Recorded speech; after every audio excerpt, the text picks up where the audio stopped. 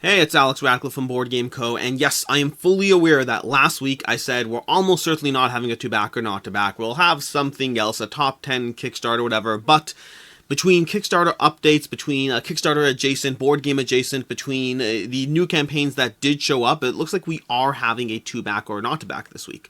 Now, next week, I make no promises. Seems like there might be enough campaigns, but also I'm going to be at Origins, which means I don't know if or when, so I might have to do stuff in advance. We'll figure it out. Next Monday, there'll be some video. It might be a Kickstarter. It might be to back or not to back. There'll be something. There's always something on the channel. But in any case, let's go ahead and start this off, starting off with board game adjacent first. Going through a few things that are not actual board games, but, well, adjacent to board games. Starting off with the multifunctional dice design, which has $1,600 backers, nearing $100,000 raised for something that I don't understand why anyone on planet Earth would want this. Now, I'm usually not that, directly mean to things, but for myself, I just can't see the appeal of this. And I'm happy that there are 1,600 people who do. I'm happy that there are a variety of people who do want this, but this is basically, if you're not already aware, it's a multifunctional die design that replaces all your other dice. So what effectively happens over here is, as you roll this die, you can go ahead and look at any, let's see if we get this video going here. Any single way you roll it has 15 different numbers on it, each one correlating to a D6, a D10, a D20, just giving you all these options. So if you're watching the video, on the screen, if you're watching it with the audio, each time they roll the die, they're like, and look, that's a 12, and that's a 20, and all I see is a mess, a hodgepodge of different things on this die. You can see over here, we have the D20s over here, the D6s over here, the D12s over there. So as you roll the die, it's just immediately having the information available to you rather than having to individually go and grab the dice you'd want. So again, I'm happy this exists for somebody. I'm happy that some people are interested or happy with this. For me, this just looks like a glorified mess, and it's going to run you, 23 euro for one die. 23 euros for one die, 35 euros for, the premium Dieter, ultimate, or whatever, and you can keep going through the pledge levels. But that's going to be the multifunctional die design. Moving on, we have the legendary dice bags from Season 2. This is going to be coming to you from I always forget their name. This is coming to you from Drawlab Entertainment, they have games, they have coins, they have dice bags, and this is going to be their second dice bag campaign. The first one, I believe, was on Kickstarter a while ago. This is going to be Season 2, giving you a variety of different, dice bags that you can get, and as well as you can also get dice sets as well, by the way. Speaking of which, I actually particularly like the dice sets, if I can find them over here on the sidebar, because my face is blocking everything. Here we go. These dice sets over here, these have some gorgeous looking dice sets. I have a full video covering these if you want to check them out, just showing you the dice bags. I don't actually have the dice sets myself, although I showed you some that looked basically the same, so I don't know if they're the same or different, but this particular shading over here, that purple bluish marbleized look, is absolutely beautiful. Past that, there's the actual dice bags, which come in a variety of designs. For me, I have my preferences in terms of the art that I like, didn't like, or the ones in the middle. Again, I go through all this in the video showing you. They come in different sizes. They're just dice bags, board game adjacent. Not actually, you can use them to hold board game components. I imagine most people are using them to hold things like, dice, because they're called dice bags. Alternatively, maybe coins, or who knows what. I've been using them in my board games since I've gotten them.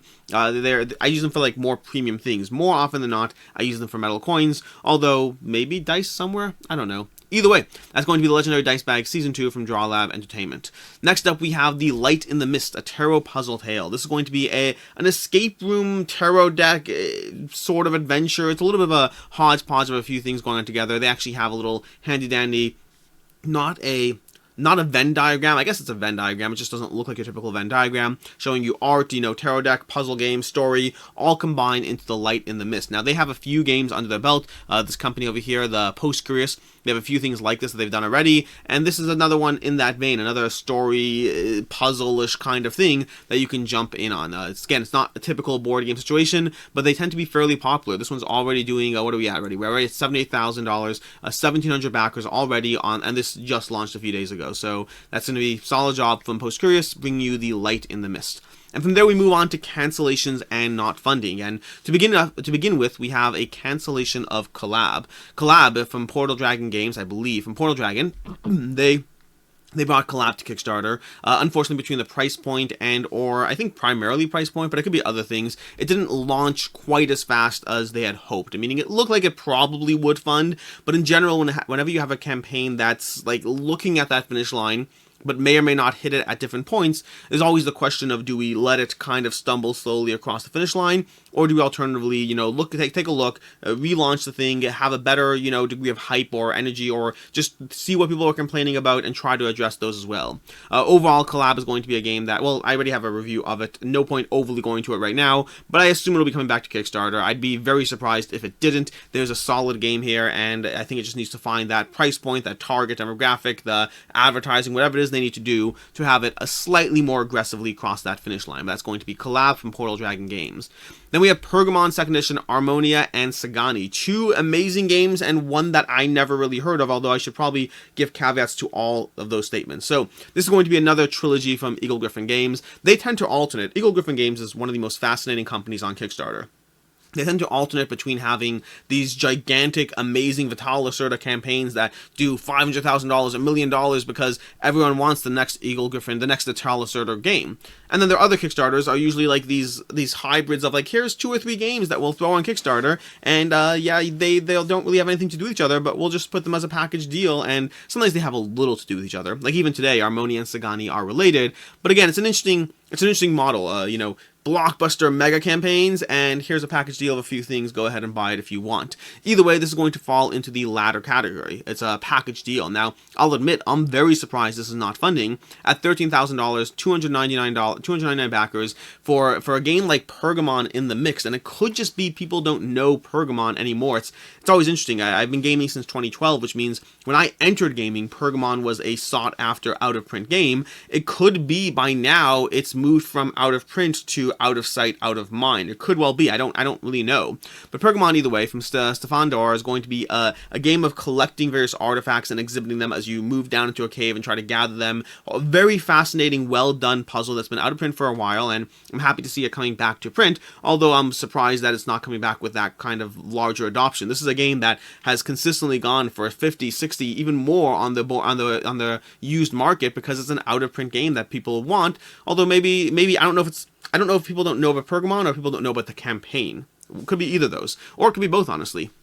Either way, that's going to be Pergamon. It's a game I haven't played in a long time. It's actually available on yukata.de if you want to play it, if you want to give it a try online. You can try it out there on Yukata. Past that, the other 2 games are going to be Armonia and Sagani. Now, Sagani I haven't actually played, but it's from Uwe Rosenberg, and it's very similar. It's like a sister game to Nova Luna, which I have played and love. I've been actually meaning to track down a copy of Sagani, which means I may or may not end up backing this Kickstarter. I don't know yet. I haven't actually looked too much into it, but I may, because I'm tempted by Sagani. I definitely want to add that to my collection at some point. It's a game in which, let's see if we can find you a little picture here. Here you go, have Pergamon. You're digging down, you're distributing, you're displaying these artifacts. Lots of little fun puzzle there.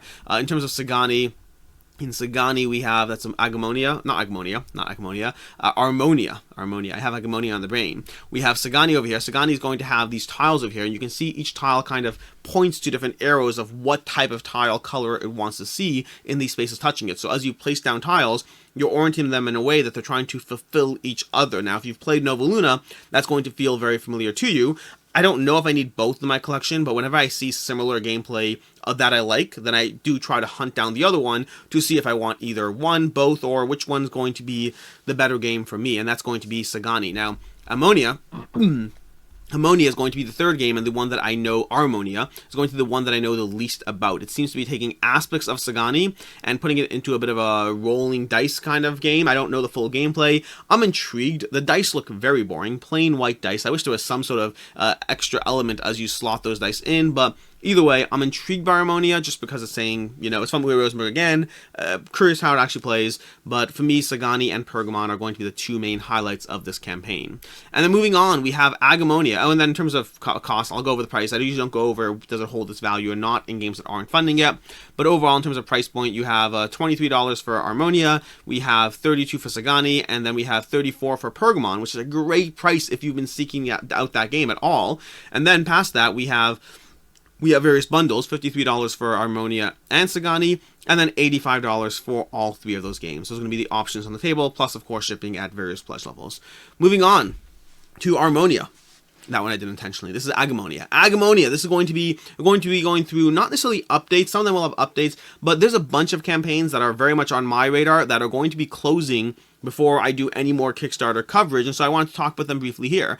In general, by the way, if you want campaign coverage, I tend to cover campaigns more towards the beginning of the campaign, and then occasional updates on the things I'm interested in, like here. But if you want full-blown coverage across all the various campaigns as they head into the last week, I highly recommend the channel Room and Board. I'll include a link down below. But Room and Board, Chris George is going to be, he's very entertaining, very informative, covers all the campaigns in their last week. So if you want to get all those updates of all the campaigns, and not just the ones that I thought were larger and or more personally interesting, well, he does all that in terms of your last week coverage with lots of information.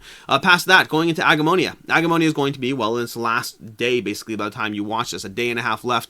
It's the 1,600 backers. $230,000 raised. This is one where I think it's primarily the initial price point and the lack of a clear aspect of what you're getting compared to retail and for that initial price point. I think they kind of scared away a lot of people, and people don't always come back after that. But Agemonia is a game that I really enjoy this one, and in fact, later this week, I'm going to have my games leaving the collection video, and I'm going to have a fairly large game that's leaving my collection, and it's directly because of games like Agemonia that I'm doing that. Agemonia it had story, it had mechanics, it had RPG, all in a very accessible, easy to dive into, easy to dive back into package that I'm really looking forward to diving into this one when I actually finally get it. Now, even when I compared it to Aridia, which I think Aridia is the better game for me, I think Agemonia is more accessible, and it might get played more just because of that alone. So overall, I really enjoy this one. Again, I haven't actually played Gloomhaven Jaws of the Lion. I really want to compare and contrast those two more in depth, because I think that's going to be a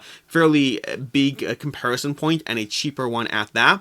But I've only played the original Gloomhaven, which is not accessible, and as much as I still own the original Gloomhaven, I really shouldn't. It should be going away. It's just the fact I don't dive into it. It's too big a box, too much to take out, too much to table. Gloomhaven Jaws of the Lion is much more accessible, as is, well, Agemonia. So overall, really solid game. In terms of I really enjoy it. In terms of the campaign, they have a bunch of pledge levels unlocked, but they've shown the insert kind of general design layout that they're going for. If you read through the updates, they have a ton of updates. They have some of the largest amounts of updates I've seen from a single campaign. It feels like a command campaign, and then some in terms of the amount of updates you see in this. But again, they have an option for just the base game without miniatures, without the enemy miniatures at least, as well as options for all the miniatures, everything. You're totally fine without the enemy miniatures. In fact, not only will you save money, but it may well make the game easier to table, easier to pull out. If you've played Adventure Tactics at all, then you already know that a game with miniatures for the heroes and standees for the villains, not necessarily a problem. Now, if you're someone who particularly does want the miniatures, I'm kind of looking at me, then yeah, then the miniatures would be cool. So overall, yeah, there are different pledge levels there in terms of whether you want to save money or not. You can sun drop them as well, but then again, it adds to the price. You're like, well, then I can get miniatures without sun drop, or standees, or sun dropped miniatures. Again, makes it more complicated in terms of trying to figure out what's the best thing for you. But they have a whole bunch of stretch goals, they have extra characters, they have extra scenarios, a ton of content. Let's see if we can scroll down to where we're at with stretch goals. So here you can see through, you can scroll through, we have, the cards, you have the chip upgrades, the new action tokens, new monsters, new scenarios, the app upgrade. They have soundtracks for everything over there in terms of the game. The most recent update goes into that fairly heavily. We have more items, more enemies, and then some unlocked content as well that I assume we'll see some of this stuff unlocked before the end of the campaign. I hope we do. New hero we have, and that's going to be an exclusive for the Kickstarter campaign. We have more illustrations for the various cards, more monsters, more story points, more scenarios, more encounters, and again, some of these are not necessarily unlocked yet. I hope we see them unlocked by the end of the campaign, because I want more content for this game. But that's going to be Agemonia, ending in, well, the next 2 days, basically. Then we have Eos Island of Angels here. Not a ton of updates either, but they've been having basically daily reveals in terms of the campaign, so we can scroll through that. This is one that I really enjoyed. A little bit harder to, in terms of finding the right price, the right target audience, a little harder to immediately define it. This is one that I liked it because of the powers and abilities and a little bit of an exploration game of trying to figure out the puzzle of how to win, how to get as many points as possible between Chronicles, between, raising angels and killing demons will give you, killing demon lords will get you Chronicles, but there's a variety of ways you can get Chronicles, as well as points in this game. A fun puzzle with asymmetric factions, and then of course an expansion as well. And there's the deluxe version on Kickstarter. This game will go to retail and will be cheaper at retail, but it will not have all the deluxe components. So the question is, do you care about the deluxe extras, the recessed player boards, the extra upgraded, the detailed ship pieces, the detailed angels and lords, all those different things upgraded from, well, cardboard to wood or whatnot, or different shapes. And then they have all these various things that have been unlocking throughout the campaign. You can see exclusive tags on anything in the deluxe version. version, as well as the time release, more content added to your box. You can see Angels, you know, some deluxe content here, the Roaming Corsair. Take a look at anything tagged deluxe is going to be that specifically to your Kickstarter copy of the game. So that's the stuff you want to pay attention to in terms of figuring out whether you care about retail versus Kickstarter. Because again, the Kickstarter version will absolutely be more expensive than the retail version, but you're getting other things that you wouldn't otherwise get in the deluxe version, in the retail version, as well as, you know, all these extras here. So yeah, that's going to be Eos Island of Angels, ending in the next few days. Then we have Relics of Rajavihara and Montalo's Revenge that I finally hit back now today on this one. This one has been personally challenging to me because I'm simultaneously incredibly interested in the puzzle of this game, and yet I can't stop myself comparing it to games like Rush Hour, where I wouldn't play these little, like, you know, those little, what's the name? Think Fun, I think is the name of the company. Think Fun has all these little games where there's like a set of challenges you can go through, and they're all fairly cheap, and I don't play them, and so why am I willing to look at and pay a lot more money for Relics of Rajavihara? And I don't know what it is about it, but Relics of Rajavihara really captures my attention in terms of the puzzle of this game. It's one of those, like, you know, app kind of games. You can have these little blocks, different configurations of blocks, and you're trying to figure out how do you actually complete the challenge given the constraints, given the scenario set up in front of you. I like those kinds of games. Usually they're a free app that I get bored of in a week and a half, so spending a decent chunk of money on Relics of Rajavihara feels like it might be the wrong move, but at the same time, it gets high ratings, and of course, there's the resale aspect of it as well, where it doesn't really matter once I'm done with the game. The question is, do I then turn around and sell it to someone else, trade it to somebody else? Because if I end up losing 10, 15 bucks in it, but get, you know, all those puzzles, all those plays out of it, then that's well worth it, and that's going to be Relics of Rajavihara. Moving on, we have Tanares RPG. We're still in the update section. We will have new campaigns, timestamps to everything down below. But moving on to Tanares RPG in terms of, well, updates here. And they actually did a solid job looking at their most recent update. The most recent update does a solid job capturing at least the main things that they've been unlocking in terms of the board game content. With 4 days to go, closing in on $1.7 million. I still think this will cross $2 million, but it might be a little shy. It should come close. We'll see. But yeah, this most recent update is a good update to read through if you want to see just what's been unlocked as far as miniatures and board game content. Because again, if you're backing this game, if you're paying attention to this game, you're either backing it for the RPG, for the board game stuff, or for both. And there are a variety of pledge levels within all of that. For myself, I'm heavily leaning towards the board game stuff, plus I kind of want to try the solo RPG. As far as the board game stuff, it's going to be more content for your Arena of the Contest for Tanares Adventures, none of which you need. To be absolutely clear, if you've backed Tanares Adventures, if you backed Arena of the Contest, none of this is going to be stuff that you need. It's going to be stuff that falls in the category of stuff you want, and if you're someone who's been heavily playing Tanares, then maybe you need that extra variability, but there's a more than decent chance that you do not need that extra variability. There's a more than decent chance that this is just more fun stuff that you kind of want. So again, back responsibly. I'm probably backing it, but that's because I like fun miniatures and extra content for games I love, and Tanares very much is a game I love. Either way, we're gonna have the Gold Dragon over here, which was the early bird special, but as well as that, you can buy it as well. We have the Tanares character pack. The character pack is going to be giving you all these extra characters you can unlock in the game, and I think they're showing you most of the miniature pictures. I do not believe they're showing you everything, but these are gonna be some of the various content that have been unlocked either in the initial optional buy options, or as well as that in terms of various stretch goals they've had. So you can see over here, female Gloomfolk, we have different things. I think they covered at the top of the page. They don't have renders for everything yet. They'll fill those in. They don't have renders for everything yet. They'll fill those in as they have them. We have the classes pack, giving you, again, more miniatures, more, you know, these things look so good. Now, they're renders, so they look better on screen than in person. Almost always. The only company I've ever seen that doesn't look better on screen than in person is so far Wild Ascent, Laser Squire Games. Their on-screen versus in-person miniatures look basically the same, but most companies, they're going to look a drop better on screen. We have the Villain Pack, and again, just look at these guys. They look cool. I don't care if they look better on screen. They still look cool. They still make me want to back these. So yeah, lots of fun stuff over here.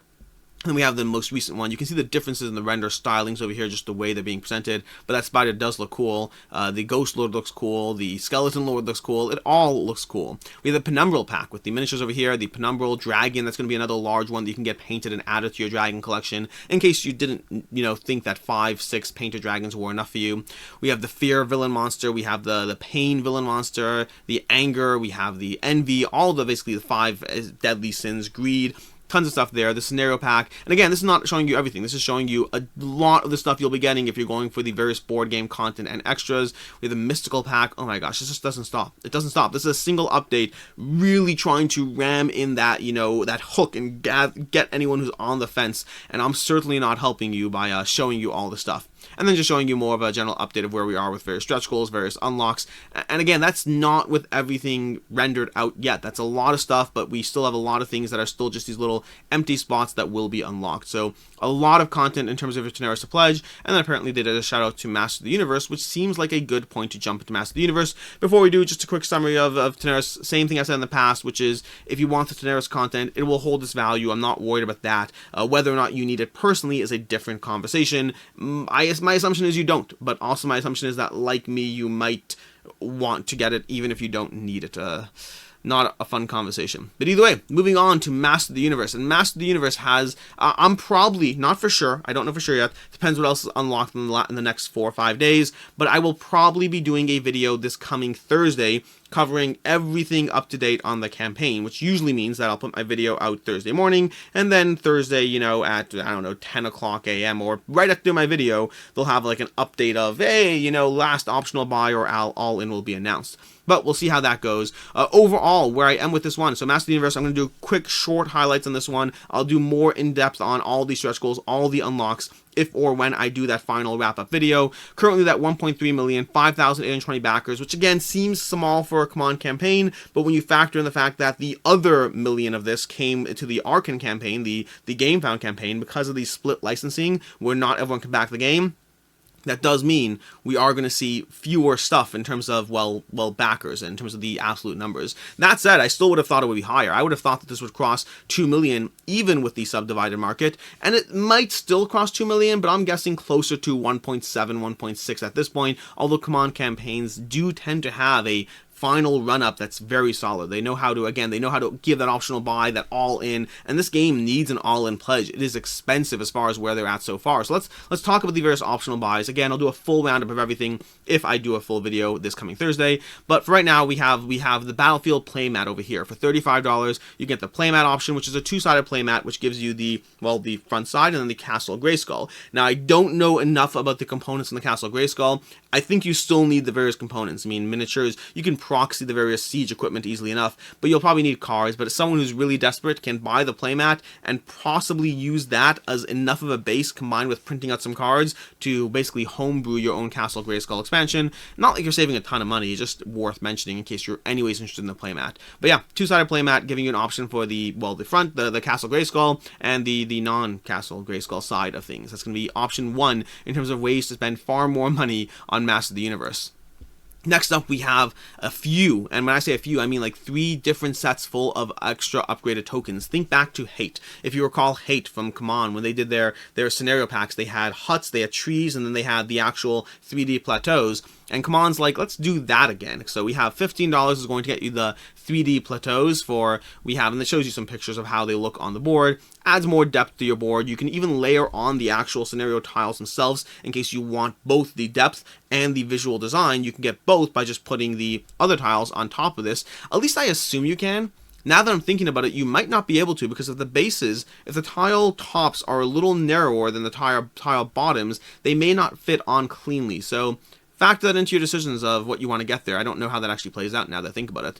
We have, for $20, we have the various, these are going to be the nature set, giving you access to the various types of like foliage or jungle that you'll have on the board for $20. And I believe some of these things can clip in and out if I'm not mistaken. So you can kind of create your own little, how you want your foliage to look, although it might get in the way of characters too. I think over here, yeah, you can see over here, this is what it's talking about. You can mix and match and create your own foliage in case that's something you really wanted to do. And again, showing you how it would look on the board, how it would play out in terms of the various options there. And then lastly, for $25, so it's 15, 20, 25, for $25 we have the 3D pack of the rune set. These are going to be those runes that you can wander into. Again, very cool. And again, I don't know if you can actually put the actual runes tiles in this or not. I imagine not, because of the way that the thing looks there, but who knows. Yeah, you can see previews over here showing you the various characters in those runes and the way it looks on the board. I imagine it all looks cool. The big question, as always with these things, is it worth both the price point, and is it worth the fact that you now have another thing to set up or tear down and another thing to store as well? So, I mean, I still have my Hate 3D extras in a separate brown plastic box on the top of my shelf that doesn't particularly look pretty, because that's just what you have to do sometimes with these things. So yeah, factor that in, both the price point and the accessibility of storage and setting it up and tearing it down. Past that, I will say these extras, like the hate extras before them, will absolutely hold their value. In fact, you can go ahead and probably buy an extra set and turn around and sell for a profit. The hate plateaus, trees, and huts are something that, because they were so limited on Kickstarter, people backed them and then people wanted them after. People were selling them for 2 or 3 times what they paid for it just for those extras. So these are not just a safe back for you in terms of holding its value. Like, if you're on the fence about these and you're not sure if it's good for you or not, my recommendation is get it. And if it's not good for you, you can make twice your money back anyway. You could even back them just to sell for a profit. I don't generally recommend that stuff just because it seems like a lot of work. But overall, it's definitely a safe back in terms of those extras over there. And then next up, we still have, we're not done yet, in case you're wondering, we are absolutely not done yet with the Master of the Universe extra buys. We have $12 for 6 marble dice. One of the potential problems here is, the nice part about spending $12 to get 6 marble dice is you now have 2 sets, one for the Overlord, one for the players to share. Personally, I kind of want to get 2 sets of these, which is really annoying because paying $2 per die for 12 dice just seems really expensive, but I might do it because I really like marble dice, and my Cthulhu Death May Die is a game where I have 1 set of marble dice, 1 set of regular dice, and I always feel like left out when I'm just using the regular dice. So I may ridiculously overpay for some nice dice because I should probably reevaluate my life choices. Anyways, that's going to be the marble dice, so that's going to be that. And then lastly, we have From the Depths of Eternity of the Snake Men Slither expansion. Now, in case you missed last week's To Back or Not To Back, there already is another expansion. There's already going to be the She-Ra expansion. This is the second big box expansion for $50, giving you Wrath of Snake Mountain, bringing you, well, all these extras here. We have this T-Rex character, and if I don't know any characters of various things Master of the Universe, it's because I don't know Master of the Universe that well, so forgive me there. But we have King Hiss, we have Rathor, or all the names they have, Serpentine King Hiss, a bunch of basic a bunch of miniatures and extras. We have Cobra Khan for all this stuff over here in terms of if you bought this expansion for $50. We have Radlor, just tons of different content. Let's try to scroll down through it. What do we have? We have more and more, and we have Squeeze with the 3 S's because that's important. I mean, these characters are just ridiculous, but we have Tongue Lasher, that's so bad. That's so bad. That's such a bad name. Tongue Lasher, but it's like Tongue Lasher. Oh my gosh. We have Snake Trooper, because that's just direct and to the point. It does look like a Snake Trooper. And then we have, what else do we have? And these are going to be the various minions you can have on the board. And we have Tyrannosaurus Rex, the most terrifying dinosaur in the land of Paternia. So that's going to be a robot dinosaur, in case that's what you felt you needed on the table, in bright purple, because that's beautiful. I'm sure that matches the comic. I just don't know myself. I mean, the way they stacked them onto the castle there, it does look cool. It does look fun. But either way, that's going to be more content from Master of the Universe if you wanted to add that to your optional buys. Now, it's worth noting, currently, if you go through the math, you add it all up, we're currently at, I believe if I did it correctly, I think we were at $422, if I'm not mistaken. I have to add up again, but between the dice, the $60 worth of terrain, the $35 playmat, the initial $220 pledge, whatever it is, plus the $200 expansions, you're looking at a current all-in before shipping of $422, I believe, and that's going to likely go up. My expectation, that could be wrong, but my guess at this point is, if you look over here, we currently have, we still have a pledge level over here, which is going to be the, not pledge level, we have the Game Found campaign for Master of the Universe, had a the Rise of the Snake Man expansion, but they also had the Horde. And none of these characters, from what I've seen, none of the characters from the Horde have shown up in stretch goals, which means that it's entirely possible that you can still expect a Horde expansion over on the command side. This is pure conjecture. I have no idea. But with 5 days left, my expectation is to get another last big box expansion, and then wrapping it up with 2 all-in pledges, one for gameplay all-in and one for everything all-in. If I had to guess, I would say the gameplay all-in is likely going to be in the range of $335, something like that. I'd say somewhere in that range. And then the all-in is likely in the range of around $425. These are pure guesses on my part. Do not take it for, it's not worth anything. It's just worth a guess in case you're looking. And that's, again, that's before shipping. So you're all in on this campaign before shipping might be $425 if you want all the content, all the extras, or if you want to just, get a ton of stuff that is more than enough, you can also just back the base pledge for $100 or $110, I think it is. Let's see, the base pledge over here, $110. That base pledge will get you plenty and plenty of content because of the nature of the stretch goals and the daily reveals. Going from $110 plus shipping to $400 plus shipping, that is a big jump. Make sure you want the stuff a lot before you do it. Yes, it'll hold its value. I'm not worried about that. But if you're looking for your own collection, holding its value doesn't mean jack in terms of if it's on your shelf not being sold. and not being played. I just did a video this past, well, Sunday, basically, yesterday, I guess yesterday's the word. I just did a video yesterday where I go through why I go all in on games, and very often, the reason I'm doing that video is because very often, some of these games I don't actually play with all the content. The nature of the game is that when you have too much content for a game, you don't explore it all, which means you're paying extra money to potentially have things you'll never play with. And Master of the Universe, as much as I like this game, I gave it a 5 out of 5. I really, really enjoy it. I will not be playing this game enough times to need all the content for this game. I just do not see that happening. It is a hard-to-table game. It's going to be, it's actually not that long. It could run for 90 minutes easily enough, but there's just a lot going on. Either way, my point is, I want all the stuff just like you do, but I don't know if you need all the stuff, but that is a different conversation. Anyways, moving on to finally the new campaigns. Wow, okay. So, we're halfway into the video. I actually don't know if we're halfway into the video. I have no clue. We're 30 minutes into the video. But, we're now time to go into all the new campaigns, of which we only have 6. It's been mostly updates and Kickstarter adjacent, board game adjacent today. Moving into the first one, Artisans of Splendent Vale from Renegade Games. This is going to be there's a lot going on in this game. So first of all, I highly recommend checking out before you play. They have a great video overview, a preview covering the campaign. We're currently at 1,200 backers, $120,000 raised, for just launched, 12 days to go. Overall, this one's pretty exciting. The art looks great. The amount of content you have in this game looks amazing. It's going to be an exploration campaign kind of game, not soloable. They specifically said 2 to 4 players. They addressed it in the FAQ. This is not a solo-friendly game. In theory, you can two-hand 2 characters, but they seem to imply that you lose a lot of the experience, and so they're not considering it a solo game. Yes, play it solo if you want, but that's you deciding to two-hand the characters because, yeah, they're not recommending it that way. And they recommend a whole bunch of other solo games, Warp's Edge or other games that they have, and that's great, but I like the fact that they're owning the fact that they're saying, hey, it's not that you can't play the solo, we just really don't recommend it, and so we're not slapping it on the box. It's going to be $99 for the core game. They do have pledge levels before them, but those pledge levels before that for $29 and $79 are going to be for getting plushies. They have 3 plushie options on the campaign, which unfortunately they don't really show actual plushies. They just show general concept ideas, so you don't have a good idea of what you're getting, and that's a decent amount of money to pay for something that you can't even see what you're getting. It could be amazing. Like Flamecraft had plushies that looked really, really cool.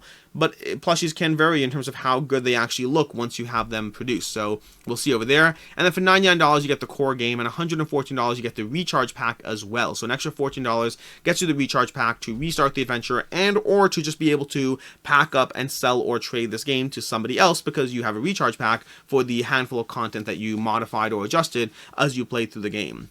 This is going to be roughly 50 hours of content, they said, and if you look through the content over here, if you look through the pages, you have 4 character books, each character book having over 270 pages. That's a ton of content for this game, a ton of stuff. There's going to be, the actual board map themselves, this book map, something we're seeing more and more commonly. We see in Agemonia, we see in Jaws of the Lion, we're seeing it in half the games on Plaid Hat Games, but that concept of being able to flip a page and give you an entirely new map is so accessible. I was against the idea when it was first coming up. I was like, I don't want my maps to be spiral bound books, but it works really well and it adds so much to the accessibility that they have completely converted me to being a fan of all the games having spiral bound books because it gives you that variability. It gives you a way you don't have to fit things together. It's just pre-printed. Jaws of the Lion took so much advantage of doing an amazing job with it.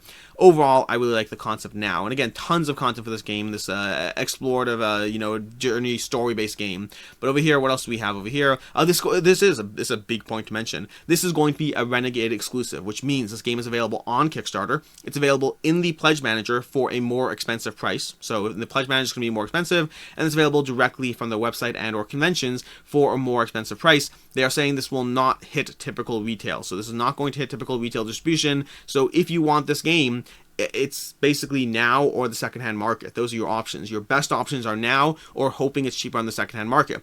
As far as hoping it's cheaper on the secondhand market, it really depends on how well this game is. For $99 seems like a great price point. That's before the recharge pack. But $99 seems like a great price point for the sheer amount of content you are getting in this game. That is a big box with 50-hour campaign, all for $99 plus shipping, which is pretty decent, assuming the game itself is good. If the game is in any way good, I believe it'll be just fine in holding its value, but there is that risk that it's just not a good game. It's always a risk with these things.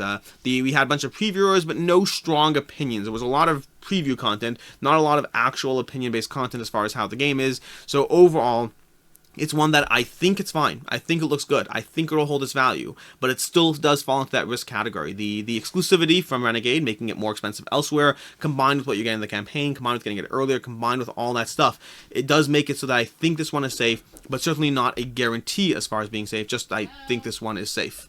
And then lastly, we do have an all-in pledge, which is basically a $14 discount if you want all the plushies and everything. The all-in pledge for $179 is going to give you, well, those 3 extra plushies, plus the replacement pack or the recharge kit or whatever it is, which means it's effectively a $14 discount to go all in. But you can see over here, you can see the pictures of the plushies and what I'm talking about when I say they could be tremendously cool and fun and adorable or not. And to be clear, in no way am I saying the plushies hold their value. I don't really know the market on the secondhand plushies, or even Nemesis, which had that plushie cat. I have no idea if people have sold that cat for what they paid or more, or whether it's just a cute thing that now you have a cat. And that's going to be Artisans of Splendent Vale.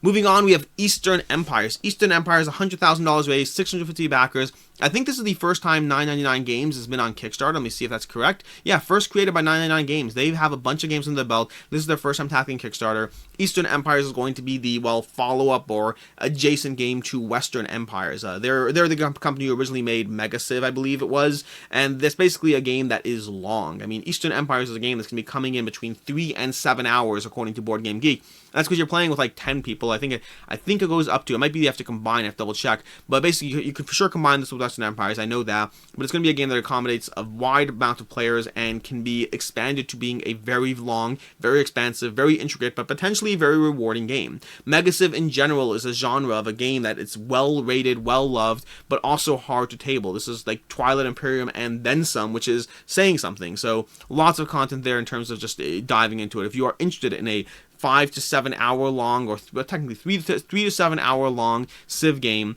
that could potentially be your entire day, but could potentially be an incredibly rewarding experience. I mean, this is something else as far as that. And this is Eastern Empires. Like I said, it combines with Western Empires. The pledge levels on the table are going to be $141 to get Eastern Empires and $211 to get both of them. If you don't already have Eastern Empires and you want to get Western Empires as well rolled in, that is a great pledge level. That Mega Empires pledge level, compared to the secondhand market, what this game goes for, that is a solid price point. Only an extra $70 to get Western Empires, and Western Empires typically sells for more than that in the secondhand market. It typically sells for like, $130, $140. The base pledge of Eastern Empires does seem to line up with roughly, meaning $140 plus shipping for the base game of Eastern Empires, does seem to line up roughly with what Western Empires is getting in terms of on the secondhand market. So overall, I think the base pledge is fine. It's okay. You can wait for the secondhand market. You can try to pick it up retail later, or you can get it on Kickstarter. But if you're interested in this and you don't already have Western Empires, the Mega Empires pledge is going to be the better pledge as far as just what the game is worth and will sell for on the aftermarket versus how much the Kickstarter is. This is not my genre at all, to be clear. I love the concept of this, but the same reason I recently got rid of Twilight Imperium is because right now my lifestyle does not accommodate 7-8 hour long experiences. It just doesn't. Maybe one day it will, in which case I will I'll happily dive into these games as soon as my lifestyle does accommodate that, because I don't mind sitting down for 8 hours and playing a game if I actually could. That'd be fun and cool, but right now I just can't. Moving on, we have Myth and Gold. This was a delightful game. So Myth and Gold, let's give some context here.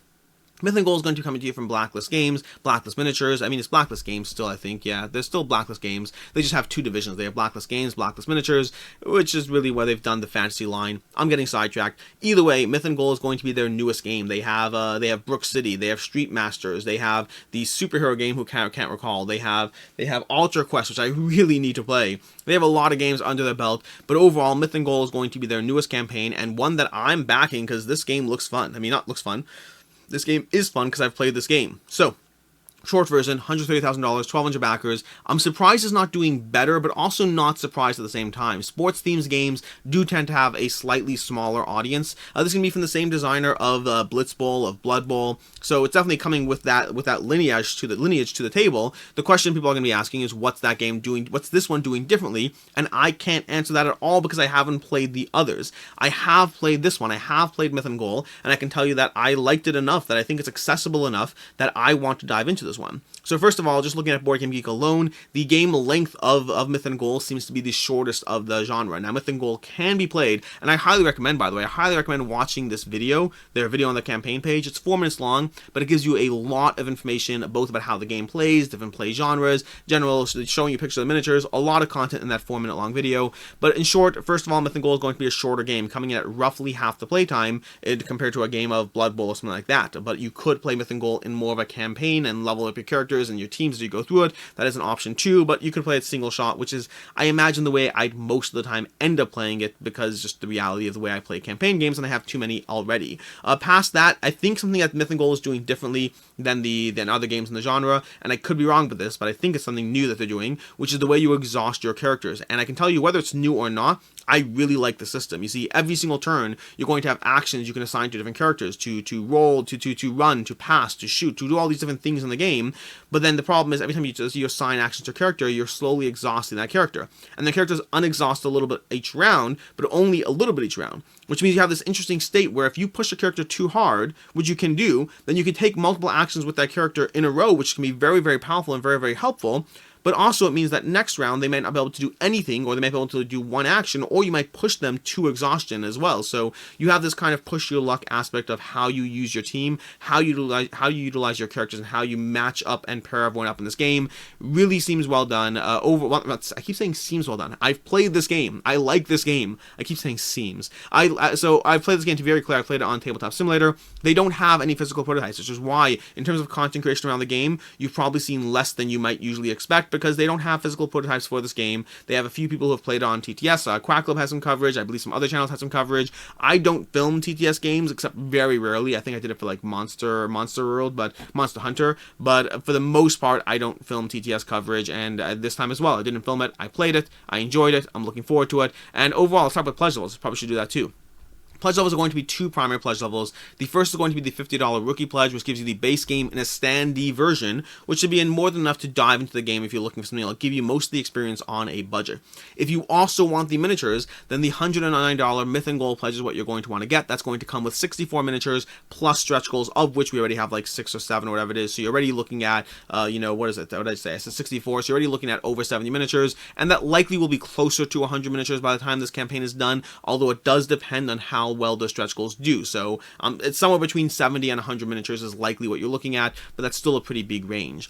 One question that they had in the FAQ, which I thought was great, is people saying, well, what can I run team games? Can I run league games? Can I play a game with my friend and my other friend plays with my other friend, so we can have 4 players playing at the same time, 2 different games? And their answer was, if you buy a rookie pledge combined with the Myth and Gold pledge, then the rookie pledge will basically give you the extra components you need to be able to run 2 miniatures based games, because you have different teams in the base set. So overall, basically, if you want to run league games with different teams and matchups and all that, then buy both of those. For myself, I'm not going to get both. I'll just relegate this to being a 2-player game and call it a day. I can't imagine that I really care enough. When I have 4 players, I probably want to play a 4-player game. Either way, lots of sculpts over here. So we have 64 miniatures in the base set. Before we talk about stretch goals, there's going to be 32 times 2. So you have basically, there's going to be 4 teams of 8. That's going to be 4 times 8, 32 miniatures. And then you have doubles of each miniature, because they're being utilized as free agents at the same time. So, Scandi Moriarty over here is both going to be his own miniature, as well as being utilized as a free agent to be able to be utilized for different teams and all that. So 2 sculpts, 32 unique sculpts with 2 copies of each sculpt. That's going to be the base pledge over there, plus all the dice over there. They also have this push your luck die, which is a lot of fun every time you kind of want to use it, but it can mess you up either way. Then we have the gatehouse miniatures. That's going to be a nice thing over there. These gatehouse miniatures are going to be miniatures that go on the table, because you can basically score points by either throwing it through those 2 hoops, or alternatively by running straight into the end zone. Either way, whichever pathway you choose, having this on the table is certainly nice. And then you have, we have 1, 2, 3, 4, 5, 6 miniatures on top of the 2, gatehouses over there. So a total of 8 extra miniatures. I'd fully count these as miniatures. They're going to be solid chunks over there. So that's going to be some solid additions to making your game look better, cooler, getting extras, all that. These free agents, by the way, are characters that can be added to any single team, giving you a lot of flexibility as to how you can build up those teams for each free agent. They have a bunch of optional buys on the table. A bunch of optional buys in terms of, you have a playmat, we have extra dice packs. What is it with dice? I keep paying so much money. If you would have told me how much money I paid just for dice, and these are the cheap dice. These aren't even the dice that cost you like $70 for a set on whatever. either way, we have Mirror Match Card Pack. That's going to be the Mirror Match Card Pack is basically an extra set of cards so that if you wanted to, because you have 2 copies of each miniature, you can run the teams against each other. So you can have the same team fighting against the same team. For 12 bucks, I'm on the fence. Do I care enough? I'd probably want to have different teams, but if I do want the same team, I'll have to figure that out later. Additional Rookie Pledge, additional Myth and Gold Pledge. That's everything we have right now. I assume, I don't know how the campaign is going to develop. I assume we'll see optional buys for other teams, as well as stretch goals continuing being free agents. We might end up seeing optional stretch goals being for teams. I don't know what we'll see. We have, 15 days to go, so not a ton of time, but I'm excited. I want that to be more than 4 teams. Like 6 teams would be a nice number. 4 is okay, but either way, this is going to be Myth and Gold. As far as holding its value or not, $109. I'm going to focus more on that pledge over there. $109 for the Kickstarter version of this game, with the extras you get, with the extra miniatures. I think it's a fairly safe back. Myth and Gold, not Blacklist games in general, their campaigns are a little all over the place. If you find some of their more popular campaigns, their Street Masters, their Altar Quests, those games tend to generally hold their value. There's a ton of demand for it after the Kickstarter as well. Versus things like Brook City, on the other hand, and possibly the superhero game, it's too soon to tell on that one, with less demand often does mean less aftermarket demand as well, and therefore having a harder time holding its value. With 1,200 backers on this one, and the price point being what it is, I think it falls into the realm of being something that's safe-ish. You might lose $10 to $15, you might gain $10 to $15 in terms of if it's not a game for you and you want to sell it. It does depend to a certain extent on the stretch goal. So I think we'll have at least one more 2-back or not to back before this campaign ends. I'll almost certainly be revisiting it in that 2-back or not to back to talk more about how much content there is in the stretch goals. They're Blacklist games in general. The more content they add, the more likely it will to be to hold its value. It's just the way it works. So for right now, I'm putting it as a likely safe-ish kind of rating, but we'll take a look again either next week or the week after, depending on when we talk about this one next. Moving on, we have Tiles of the Arabian Nights by Holy Grail Games. This is their first time on GameFound, and this campaign is not doing amazingly well, at least not compared to the other games, although I don't think that's a GameFound problem. I think that's the game problem. First of all, I've not seen a lot of buzz about this game. Speaking for myself, I've seen barely any buzz. It looks like the content creation for this game is non-existent. I mean, if we look through the videos over here, reviews and videos, it looks like we mostly just have themselves talking about the game for the most part. Am I missing something here? It looks like it's mostly, no, we do have other channels there. Sorry, my bad. We do have some other channels, but it doesn't seem to have made the rounds the same way some of the other campaigns have in the past. This is going to be, Tiles of the Arabian Nights is going to be a tile-laying, story-driven game kind. Not really story-driven, so much as create your own story. You're going to be gathering these different tile sets in order to achieve your, points and win, but you also have to tell a story along the way. You'll have these different stories, you have these different tiles, so you might have to get a treasure and a location and this and that, but on the back of everything is a unique set of whatever. So, this time you found a dagger and a treasure chest and a camel, so you have these unique combinations of things you've gathered together that will then give you the driving force for a story that you'll then tell. So overall, that one to me, by the way, the whole concept of telling a story around having 4 abstract things, I am not into that genre of game. I'm not into the Rory story cubes. I don't mind narrative games. I've grown to like them more and more as time has gone on, but that's when you give me the story. I'm not so into, Once Upon a Time, the storytelling game, or Rory story cubes, or this. That's personally speaking. As far as price point of this one, so a few things over here worth mentioning before we get to price point. There's 2 pledge levels. There's the Early Bird Storyteller and the Storyteller. What is the difference between those 2 pledge levels? So either way, if you back this on Kickstarter, you'll be getting the Legends of the Sand expansion, which is an extra €20 for that expansion, but more importantly, it's not going to be available in retail. So if you want to get that expansion, the Legend of the Sand expansion, Kickstarter is likely the way to go, and or the secondhand market. But then past that, the Early Bird Storyteller is also giving you a set of deluxe wooden tokens. Here's the problem. You also got those deluxe wooden tokens if you followed the game. So if you follow the campaign on GameFound and back the Storyteller Pledge, you get the Wooden Deluxe tokens. But if you back the Early Bird Storyteller Pledge, you get the Wooden Deluxe tokens. If you did both, you still only get 1 set. And there's a limit to the Early Bird Storyteller Pledges, so they're saying, like, hey, why don't you, just if you want this stuff, if you already follow the campaign, why don't you get the regular Storyteller Pledge, because that will open up a pledge from the early bird option for those who actually need it. The problem is it's not easy to actually find out whether you were following it before or not. It's fairly easy to see if you are a follower of the game. All you have to do is head over here and it'll tell you if you are a follower. So when it says click follow, it tells you if you're following.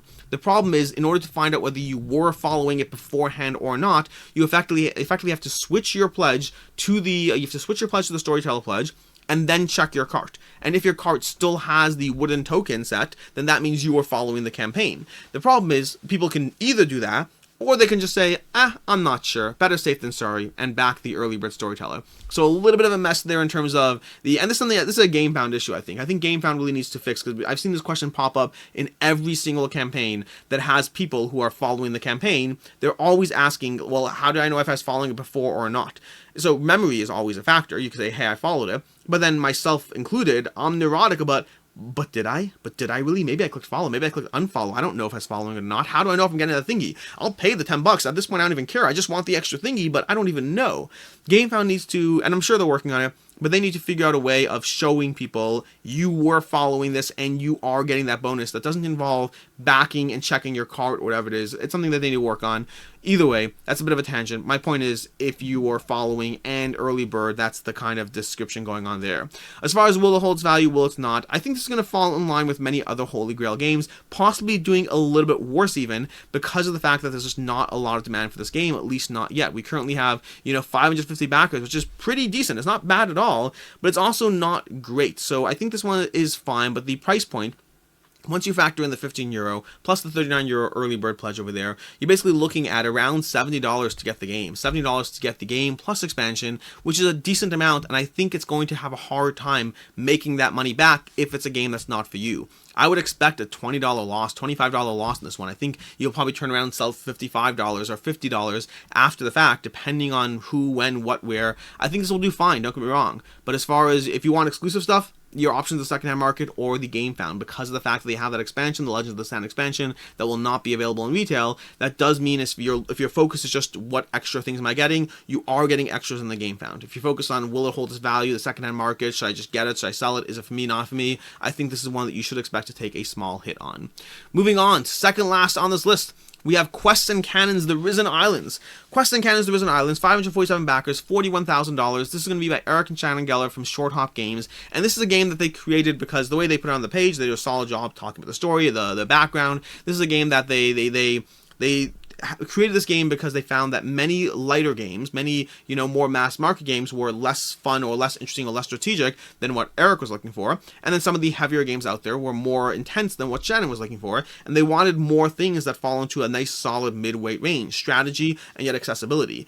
Generally things that I would characterize as Catan adjacent, which is going to be why my testimonial for this game was exactly this one over here. If you're looking for something that combines the sandbox pirate feel of Merchants and Marauders with the accessibility of classics like Catan, Quests and Cannons scratches that itch in a serious way. This is a game that very much has that. It is a game that feels, to me, it feels like the game weight of Catan. It feels that accessibility level, at the same time giving you much more of a sandboxy pirate journey where you're going to be leveling up your ships, and you're going to have a ship and a character you're going to be going with, a hero or whatever you want to have, and you're going to be trying to level up your sails, your cannons, your cargo slots, all while trying to both attack others, accomplish quests, and or basically just, attack others, accomplish quests, and sell stuff. That was the last thing. And sell various things in order to get as many points as possible and win the game. This is a game that has team play, it has cooperative modes, it has a whole bunch of content for the game, tons of stuff, and some of the character stuff are hilarious. They have, where are the expansion characters?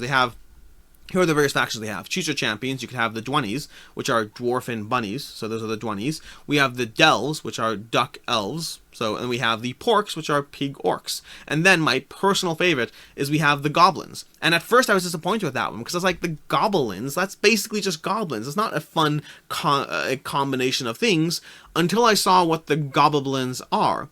They're turkeys and goblins combined. They look absolutely hilariously adorable. So now the goblins have moved from my least favorite to possibly my most favorite. I am very much a fan of the Dwennies. I think something about dwarf bunnies is absolutely hilarious. Either way, that's kind of a side point. Great art, great world building they have over here. But this is going to be a game, like I said already, a bit of a sandbox adventure as you go through it in terms of trying to accomplish your various goals and move around the islands and wander into rough waters and then accomplish quests, upgrade your ship, lots of fun stuff going on, all while remaining very simple to dive into, very accessible, and very modular as far as the map goes. Although it's worth noting, there is a playmat optional buy, and that playmat's not going to have the same modularity as the actual board. So it gives you the faster setup time, and it'll accomplish most of what you need, but it won't give you the same full variability, which does mean that factor that in when you get the playmat. As far as pledge levels over here, we have two main pledge levels. We have the $60 Hero of Merin pledge, which is giving you the base game, the pledge manager access, the standard, the print and play, all that stuff, all stretch goals you get. That's going to be $60 for the base game, and then $100 for the all-in basically, which gives you the base game, gives you all the stuff you got from the first pledge, but then it gives you 45 metal coins, 6 custom dice, and the double-sided neoprene mat. So $40 for a mat, coins, and dice, which is not bad. It's a fairly reasonable price point for the extras there. I think where this one is going to hurt a bit is that in that initial price point and level, $60 plus shipping, so you're basically looking at like $75 to get this game, is a decent ask for what's going on here. Now, I've seen the box is large, has a lot of content, but when you're comparing this and you're rivaling it up against games like Catan, games like, I don't even know what's out nowadays, Gozlov Dinosaurs, you can get both of those for the same price of Quests and Cannon. So I think the high price point is why this one is not, basically I mean, I thought this one would have been doing much better. The amount of review content out there, the amount of people who have covered this game and had positive things to say about this game, I thought this game would have been doing closer to 100,000. I think the price point is scaring people off to a certain degree. Pure conjecture on my part, but where I will extrapolate further from there is I think that will also hurt this one as far as holding its value. The same price point aspect that might be stop people from buying in the first place, I have a hard time seeing people spending $60 on the aftermarket, or if you pay $75 for this once you factor in shipping, I have a hard time seeing you getting your money back. I think that like the Tile game before it, like Tiles of the Arabian Nights before it, I think expect a $15-$20 hit on this one in terms of if you play this, if you back this one, if you find out it's not for you, expect a small hit overall on the value. And then lastly, long videos. Lastly, we have the Stuff of Legend, the board game. And short off the bat, this is expensive, but looks very cool, and that makes me very, very hesitant on this one. The Stuff of Legend, $129,000, 1,200 backers already, 24 days to go. I am very intrigued to see this one. Designed by Kevin Wilson, who's from Ark and Horror, from Descent, from Cosmic Encounter. I've been involved in a whole bunch of games, and based on the New York Times best-selling graphic novel, this is basically, watch the video, I recommend it, it's a minute and a half long, and it is I went from being completely uninterested and not caring about this game, to, well, being very interested and wanting to get this game. In short, this is going to be a game where the story is this boy is stolen from his bed in the middle of the night, and you kind of have to have these other toys banding together to try to rescue the boy. You have these other toys who are joining up to try to rescue them. Now, there's a few things going on in the game here, and one of them is going to be a trader mechanic, which is the whole thing looks incredibly cool. You have these adventures of these toys who are exploring, trying to go through these adventures and help out, while you also have the remnants of other toys, abandoned toys, toys who weren't chosen. Think Toy Story, the whole story and genre of the toys who are envious and don't like you and feel rejected, all trying to fight you. But at the same time, one of the people on your team, one of your toys that you're journeying with, may well be a trader, depending on the player count you're playing with. At lower player counts, it might be a trader. At higher player counts, there will be a trader. This, like Daryl Andrews says over here, it's Toy Story meets Saving Private Ryan. The everything here looks amazing. The art looks amazing. The gameplay looks amazing. The genre, the way it's done, all looks really well. And the price point is where I stumble and fall a bit, because that price point is going to be $70 for the retail edition of the game. That retail edition over here, let's go through the content over here. That retail edition is going to be, the various characters, the various standees, the character sheets, the locations, the encounter cards, all these things you see over here. And then we have over there, what else do we have? We have the action board, we have some of these extra, the markers, the plastic coins, some of the various baddies you'll be fighting in the game. That's all going to be in the regular retail version of the game. Now, the deluxe version of the game is going to be giving you some extras and going to cost you an additional $29. That additional $29 is going to be giving you, well, everything in the retail edition, the metal coin, it's going to be giving you the Stuff of Legend comic book, the Princess miniature, the Jester miniature, the Max miniature. These things look incredible. The Harmony miniature. We're going to have the Percy miniature, the Quackers miniature, the General, just a ton of extra miniatures, as well as the game trays. And the game trays is going to, as always, be a big thing for me. $29 bringing you basically extra trays for the game that are going to be, well, improve your accessibility, improve your setup. That $29 extra you're paying for both of those, for the game trays and the miniatures and all that, I think that's easily worth the extra $29. If I was getting this game, I am 100% getting it at the $99 pledge, which, I mean, so far we have 54 people backing at the retail and 1,000 backing at the $99, so I think they're doing that part just fine. The harder part I have is that initial base pledge price. That's $70 for a retail edition of the game. That seems like a very big ask for what you're getting here. And that means even though the comparative $29 extra seems great, you're still stuck in this place where I'm like, Is it worth it? Is or not? I'm not confident here. I'm not confident in this one at all. Where I currently have Stuff of Legend is I think this one has a decent chance of holding its value just based on the uniqueness, based on the designer's name behind it, based on the people who have played this game saying positive things about this game. I think the $99 pledge will likely hold its value. If you want the deluxe version of this game, I think this might be the way to go. I think it's fairly safe, but it's also expensive, which has me putting it a very cautious maybe, but it looks cool. It looks very cool. I am very interested in this game. I went from not caring about it at all to being very interested in this game. But it looks like what's that game? The from Plaid Hat Games, Stuffed Fables. This looks like Stuffed Fables, but on like major drugs and whatnot. If you heard the little it's because my son's on the side over here watching me look over this game, because apparently he just decided to join me for that. But either way, that's going to be everything in terms of the should you back it. Okay, we're doing that now. That's going to be everything in terms of the should you back it, in terms of our to back or not to back, covering all the games, all the stuff, from everything from updates. 1 second, buddy. We'll talk in a second. From everything from all this stuff, and basically that's kind of it. Just excuse me while I'm thrown off a bit by this ending with my uninvited guest. Until next time, I'm Alex Radcliffe from Boardgame Co. And as always, I hope you have a good one. What's up, buddy? Okay. Can I have a hood to go? Yeah, absolutely. Do you want to say hi to everyone?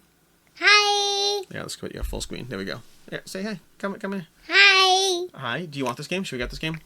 Do you see it over here? So this is a game. It's got the duck over here. See the little duck over here? Let me show you the miniatures. Okay, scroll up. Dun, dun, dun, dun, dun, dun. I know, I saw that. That's when I got amazed. That's when you got amazed? You see that duck miniature, the Quackers miniature? You think Jesse will like that? I think Jesse will also like the pigs. You think Jesse will like the pigs? Mm-hmm. What about this bear? Well, Do you like the bear? Hey, it's kind of like Daddy Bear, Baby Bear, and Mom Bear. Yeah. This looks cool. I think we should get this game. Yeah. Yeah. Cool. I heard you say that it's expensive. It is expensive, yes.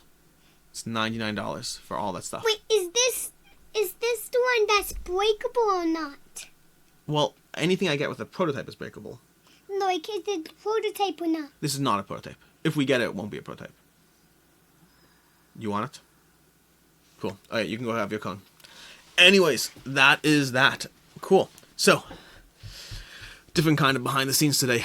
Anyways, anything else going on? Yeah, next week. So let's see what's going on next week. Next week is going to be, we have Origins coming up. I have Origins coming up, and my first convention. I'll be there. I think I'll be there Sunday as well. I'm for sure there Thursday and Friday. I think I'll be there Sunday, but that does mean that I don't know when I'm filming next week's Monday video, because I usually film that on Sunday. Next week, in terms of Kickstarters coming up, we have Weather Machine. No, actually, I don't know if Weather Machine's coming up next week. I think Weather Machine's been pushed off. We have Dungeons of Dragmar. We have Voidfall, that's going to be a big one.